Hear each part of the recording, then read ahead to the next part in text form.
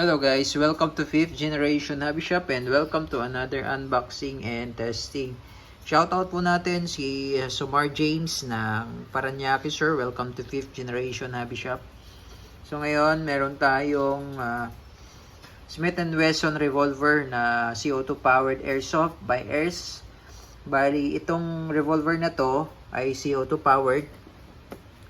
Tapos pwede siyang bolitas, pwede rin siyang plastic. Yan, pwedeng plastic ball. Yan yung plastic ball. Pwede rin siyang steel ball. 5.95. Yan, ito yung bolitas po ito. Yan. Meron tayong magnet. Yan. Yan. So, steel. Yan yung gagamitin natin pang testing mamaya. Then, pwede rin siyang plastic ball. Yan. Okay, so ito yung kanyang shell. 6 shots. Dito po natin lalagay yung bolitas. Tapos ito naman po yung kanyang hangin or yung CO2. Yung isang CO2 po more or less nasa 60 shots po bago maubos. Ayan. Smith & Wesson revolver po by Airs Airsoft.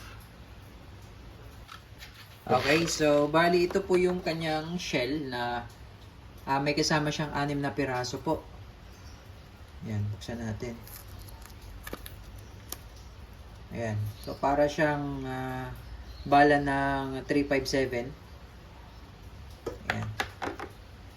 Tapos, mapapansin nyo, meron siyang butas. Diyan po dumadaan yung hangin o yung CO2 po.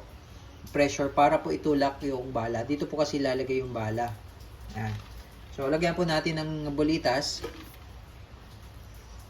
Ito po yung bolitas. Ayan. Dito lang po yan lulod.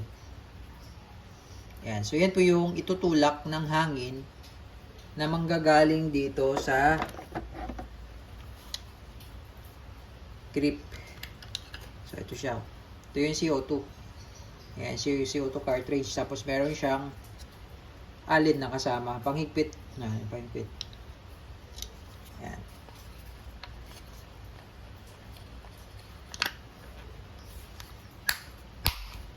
Yan.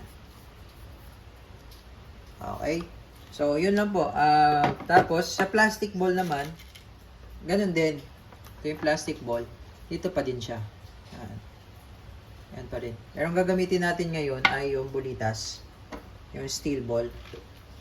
Yan.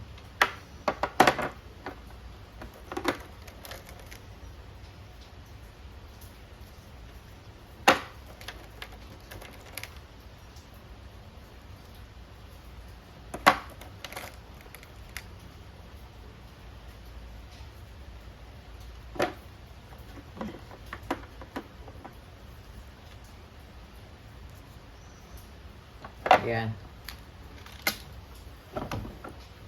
So, bali nilagyan ko na po siya ng CO2 cartridge. Actually, madali lang naman siyang ilagay. Tanggalin mo lang yung cover, load mo lang yung CO2. Pag hindi magkasya yung CO2, luwagan nyo lang yung itong cap. Luwagan mo siya, ipasok mo yung CO2. Tapos, balik mo lang yung cover.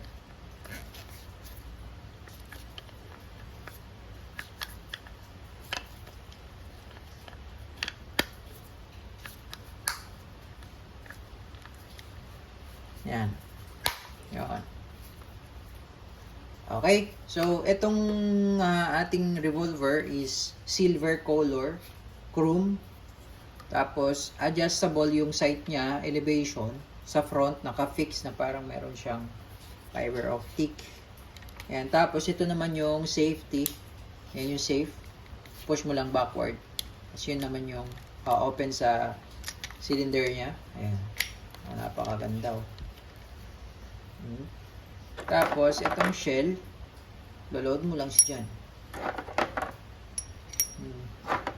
Para talaga siyang bala ng 357 na plus P. Yan, meron siyang marking sa yan. Ayun, R plus P. 357 Magnum. Yan yung markings sa bala, no?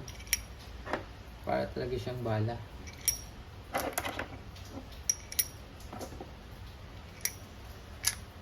Yan. Okay. So, testing po.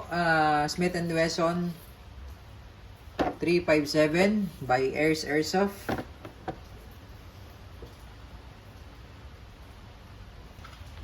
Okay, and firing, Smith & Wesson revolver. So, pwede siyang single action, pwede rin siyang double action. So, single action, and firing.